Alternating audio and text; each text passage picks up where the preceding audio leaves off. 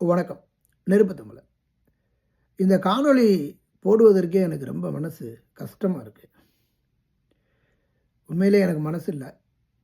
அவ்வளவு பெரிய வேதனை. நடிகர் விஷால் அவரை ஒரு நிகழ்ச்சியில படத்திற்கான ப்ரமோஷன் வெளியீட்டு விழாவுக்கு வந்திருந்தவரை பார்த்தேன். ஆடிப்போன விஷால், கைகால்கள் நடுங்கிய விஷால். அதை பார்க்கும்போது ரொம்ப மனசே உடைஞ்சு போச்சு. இப்படி ஒரு நிலைக்கு தள்ளப்பட்டிருக்காரு அப்படின்னு. நடிகர் விஷால் ஒரு மிகப்பெரிய ஒரு அசுர வளர்ச்சி அடைந்தவர். அவர் திரைத்துறைக்கு செல்லமே படத்தின் வாயிலாக வர்றாரு.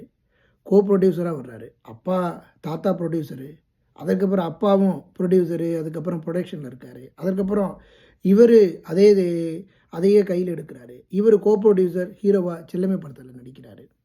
அந்த படத்திலிருந்து அதுக்கப்புறம் திமிரு, சண்டைக்கோழி, இது போன்ற படங்கள், தாமிரபரணி, இதெல்லாம் ஒரு பெரிய ஒரு புகழை கொடுத்த திரைப்படங்கள் தான். நான் மதுரைக்காரன்டா அப்படின்னு சொல்லுகின்ற அளவிற்கு இவர் தான் மதுரையினுடைய அடையாளமாகவும் திகழ்ந்தார். கேப்டன் விஜயகாந்த் அவர்களால் மிகப்பெரிய பாராட்டை பெற்றவர் விஷால் அவர்கள். அவரை நான் உட்பட அதிகமான விமர்சனங்கள் பண்ணியிருக்கிறோம். தேர்தலில் நின்றார், சைக்கிளில் போவார், இதெல்லாம் நம்ம ரொம்ப ஒரு பெரிய விமர்சனங்களாக முன் வச்சிருக்கிறோம். ஆனால் அவரினுடைய இன்றைய இந்த வாழ்க்கையை பார்க்கும்போது உண்மையிலே சொல்கிறேங்க, ஒரு மனிதனை மிக்கவனாக சொல்கிறேன், ரொம்ப கண்ணு என்னடா மனுஷனுக்கு வாழ்க்கை அப்படின்னு தோணுது.